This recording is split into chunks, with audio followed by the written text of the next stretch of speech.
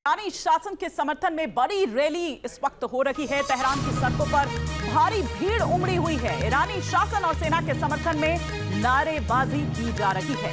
समय समय पर तेहरान की सड़कों पर इस तरह का प्रदर्शन दिखाई देता रहता है। ईरानी शासन को लेकर, सेना के समर्थन को लेकर तस्वीरें आप देखिए, झंडे, बैनर्स, पोस्टर्स लिए क्या महिलाएं, क्या बच्चे, क्या पुरुष, क्या बुजुर्ग वहां पर पहुंचे हुए हैं और एक सपोर्ट जो है वो अपना दिखा रहे हैं ईरानी शासन के प्रति। और जो सेना है ईरान की, उसको लेकर नारेबाजी यहां पर हो रही है। ये ईरानी सेना के समर्थन में नारे लगाए जा रहे हैं और एक बड़ी रैली आयोजित की गई। ईरान से डील पर अमेरिकी राष्ट्रपति डोनाल्ड ट्रंप का बयान सामने आया है। ईरान के सुप्रीम लीडर को डील मंजूर है, ये ट्रंप कह रहे हैं। ईरान ने खारिज किया ट्रंप का दावा, कोई अंतिम फैसला नहीं हुआ है, ये ईरान कह रहा है। तो ट्रंप ये किस आधार पर कह रहे हैं, किस बिना पर कह रहे हैं कि जो सुप्रीम लीडर है ईरान का, उसको डील मंजूर है, जबकि ईरान इस बात से इनकार करता हुआ नजर आ रहा है कि ऐसा कोई अंतिम फैसला नहीं हुआ है, ऐसी कोई डील मंजूर नहीं हुई, अभी बातचीत जारी है। हमने सभी रास्ते खोले रखे हुए हैं, कूटनीतिक तौर पर भी, और चाहे जो और पोजीशनिंग हो रही है, तैयारी जो है संघर्ष को लेकर, युद्ध को लेकर, वो अलग। इस बीच ट्रंप के दावे पर ईरान के विदेश मंत्रालय के प्रवक्ता इस्माइल बघाई का भी बयान सामने आया है कि समझौते के दावे सिर्फ महज एक अटकलें हैं, इससे ज्यादा और कुछ नहीं है। समझौते पर ईरान ने कोई अंतिम फैसला अभी नहीं लिया है, लेकिन हाँ, उन्होंने इस चीज से इनकार नहीं किया है कि कोई बातचीत हो रही है। उन्होंने कहा लेकिन अंतिम फैसला अभी कुछ नहीं हुआ है, या जिस तरह से कहा जा रहा है कि सुप्रीम लीडर को मंजूर है, तो ऐसा कुछ नहीं। पश्चिम एशिया में बढ़ता तनाव अब समुद्र की लहरों पर भी दिखाई देने लगा है। ईरान, अमेरिका और हुती विद्रोहियों के दावों ने वैश्विक समुद्री सुरक्षा को लेकर नई चिंताएं खड़ी कर दी है। ईरान का दावा है कि उसने अमेरिकी दबाव का जवाब देना शुरू कर दिया है। हालांकि अमेरिका कह रहा है कि हॉर्मुज़ स्ट्रेट में उसका सीक्रेट मिशन लगातार जारी है। इन सब के बीच यमन के हुती विद्रोहियों ने एक नई सबमरीन का टेस्ट करने का दावा कर समुद्री जंग के समीकरण बदलने का संकेत दिया है। हॉर्मुज़ से बाब अल मंदेब स्ट्रेट तक किस तरह बारूदी कोहराम मचा हुआ है, इस रिपोर्ट में देखिए।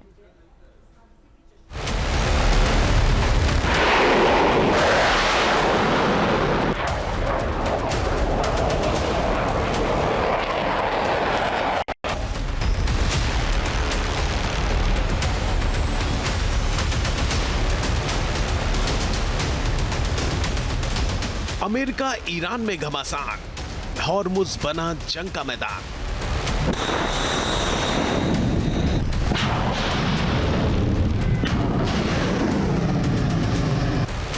पश्चिम एशिया में बढ़ी कलह, मुश्किल हुई सुलह।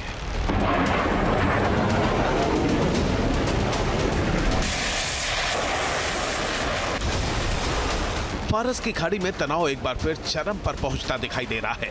अमेरिका और ईरान की नेवी आमने सामने खड़ी है।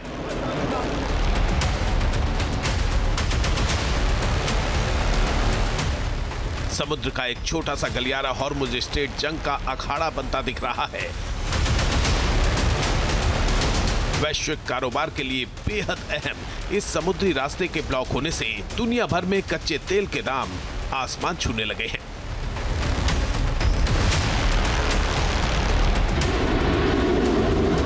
फिलहाल वार पलटवार का खेल जारी है। पिछले 24 घंटों में एक दूसरे पर हमलों की रफ्तार अचानक बढ़ गई है।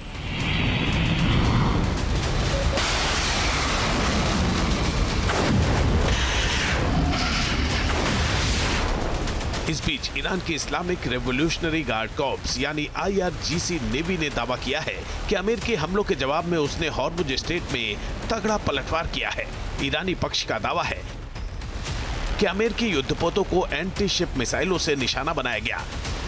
एक अमेरिकी F-16 फाइटर जेट को पीछे हटने पर मजबूर किया गया और 2 वाणिज्यिक जहाजों को भी क्षेत्र से वापस लौटना पड़ा। हालांकि अमेरिका ने अपने किसी भी युद्धपोत पर हमले के दावों को झूठा बताया है। तनाव के बीच IRGC एरोस्पेस फोर्स के कमांडर माजिद मोसावी ने अमेरिका को खुली चेतावनी दी है। मोसावी ने कहा कि अगर वॉशिंगटन पवित्र हॉर्मुज़ स्ट्रेट की सुरक्षा और स्थिरता को खतरे में डालता रहा तो हम इस इलाके को अमेरिकी सेनाओं के लिए नर्क बना देंगे। ईश्वर ने चाहा तो इस इलाके में अमेरिकियों की गुस्ताखी का जवाब दिया जाएगा। ये बयान इसलिए भी महत्वपूर्ण है क्योंकि दुनिया के समुद्री तेल व्यापार का एक बड़ा सक्रिय समुद्री मार्ग से गुजरता है।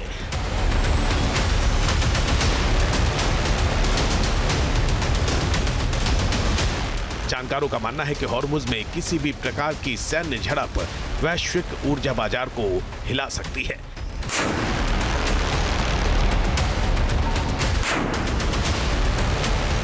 दूसरी तरफ अमेरिका का दावा पूरी तरह से अलग तस्वीर पेश कर रहा है। अमेरिकी राष्ट्रपति डोनाल्ड ट्रंप ने एक सीक्रेट हॉर्मुज मिशन चलाने का दावा किया है। ट्रंप ने अपने social media platform truth social पर लिखा कि पिछले महीने मैंने हमारी महान अमेरिकी सेना को हॉर्मुज से तेल टैंकर्स और अन्य वाणिज्यिक जहाजों की सहायता के लिए एक गुप्त मिशन को अंजाम देने का निर्देश दिया था। आज मुझे ये बताते हुए खुशी हो रही है कि इस प्रयास के कारण 10 करोड़ बैरल से अधिक तेल हॉर्मुज से होकर खुले बाजार में पहुंच गया है। 200 से अधिक वाणिज्यिक जहाज हॉर्मुज से सुरक्षित गुजर चुके हैं।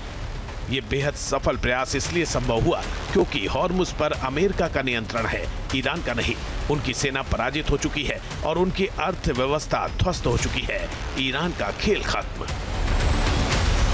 ट्रंप ने यह भी चेतावनी दी कि अमेरिका ईरान के खिलाफ सैन्य कार्रवाई शुरू करने के लिए पूरी तरह से तैयार है।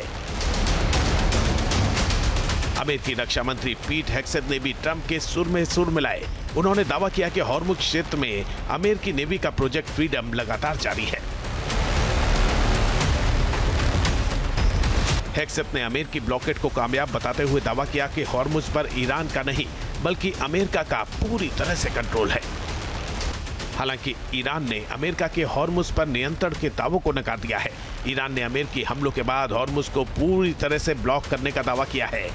IRGC के खत्म अल अनबिया सेंट्रल हेडक्वार्टर ने एक बयान जारी करके कहा है कि अमेरिका की शरारतों और हॉर्मुज़गान प्रांत के दक्षिणी इलाकों में हमले शुरू किए जाने के बाद इस इलाके में असुरक्षा की वजह से हॉर्मुज स्ट्रेट को तुरंत प्रभाव से बंद कर दिया गया है। तेल टैंकर और कमर्शियल जहाज समेत किसी भी जहाज के आने जाने की इजाजत नहीं होगी। किसी भी जहाज के गुजरने पर हमला किया जाएगा। हॉर्मुज स्ट्रेट से जहाजों के गुजरने के बारे में अमेरिका के दावे को खारिज किया जाता है।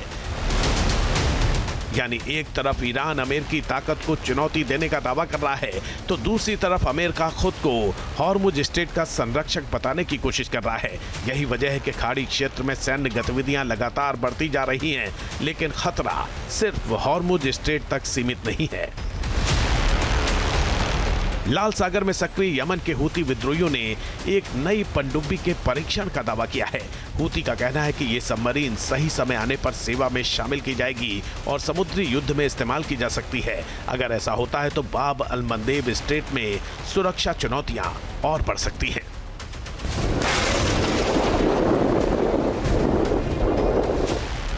बाब अल मंदेब दुनिया के सबसे व्यस्त समुद्री व्यापार मार्गों में से एक है, जहां से यूरोप और एशिया के बीच भारी मात्रा में व्यापारिक जहाज गुजरते हैं। जानकारों का मानना है कि अगर हॉर्मुज और बाब अल मंदेब दोनों समुद्री गलियारों में एक साथ तनाव बढ़ता है तो इसका असर केवल पश्चिम एशिया तक सीमित नहीं रहेगा। तेल की कीमतों से लेकर वैश्विक सप्लाई चेन तक पूरी दुनिया इसकी कीमत चुका सकती है। यानी समुद्र में चल रही ये रणनीतिक रस्साकशी आने वाले दिनों में अंतर्राष्ट्रीय राजनीति और वैश्विक अर्थव्यवस्था दोनों की दिशा तय कर सकती है। हॉर्मुज से बाब अल मंदेब तक बढ़ती सैन्य गतिविधियां संकेत दे रही हैं कि समुद्री मोर्चा अब पश्चिम एशिया के संघर्ष का सबसे संवेदनशील क्षेत्र बनता जा रहा है। सवाल यही है कि क्या ये तनाव केवल शक्ति प्रदर्शन तक सीमित रहेगा या फिर दुनिया एक बड़े समुद्री टकराव की ओर बढ़ रही है। T news nation.